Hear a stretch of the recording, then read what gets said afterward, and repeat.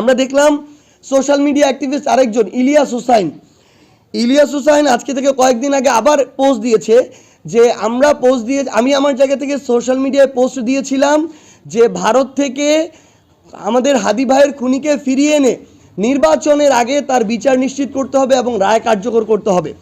ইলিয়াস হুসেইন তার জায়গা থেকে আমার ওই ফেসবুক পোস্টটাকে স্ক্রিনশট দিয়ে নিয়ে পোস্ট দিল, আমি নাকি আমার জায়গা থেকে সেনা প্রধানকে সহযোগিতা করেছি গাড়ি দিয়ে ওবায়দুল কাদেরকে পার করতে।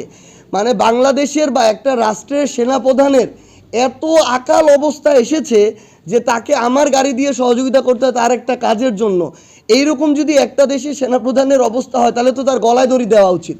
এবং আমরা আমাদের জায়গা থেকে মনে করি এই ইলিয়াস হুসাইন সহ এইরকম সোশ্যাল মিডিয়া কিছু অ্যাক্টিভিস্ট আছে, তারা হয় উদ্দেশ্য প্রণোদিতভাবে অথবা কারো ফান্ডিংয়ে অথবা কারো এজেন্ট হিসেবে বাংলাদেশের মানুষের আবেগকে নিয়ে তারা খেলা করে এবং তারা তাদের জায়গা থেকে কোনো প্রকার সত্যতা ছাড়া, তথ্যের যাচাই বাছাই ছাড়া তারা তাদের জায়গা থেকে বিভিন্ন মানুষকে হওয়া প্রতিপন্ন করে। কারণ তাদেরকে তো আইনের আওতায় আনা যাচ্ছে না।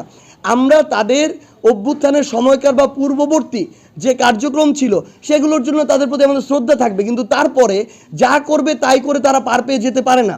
তার মন চাইলো সে একটা সোশ্যাল মিডিয়া পোস্ট যা ইচ্ছা তাই দিয়ে দিল এবং এরপরে মানুষকে বিভ্রান্ত করলো, তার বিরুদ্ধে কোনো ব্যবস্থা নেওয়া হবে না, এটা হইতে পারে না।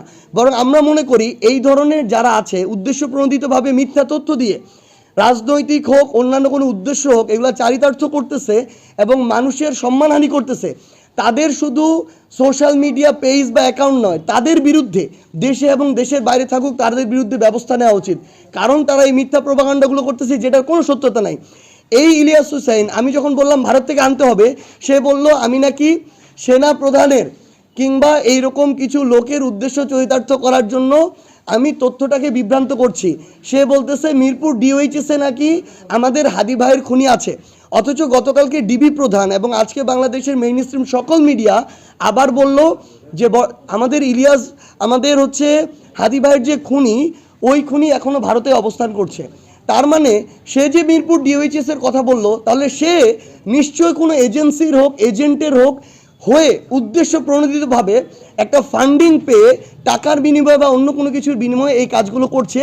তাদের বিরুদ্ধে এই ব্যবস্থাটা নেওয়া উচিত।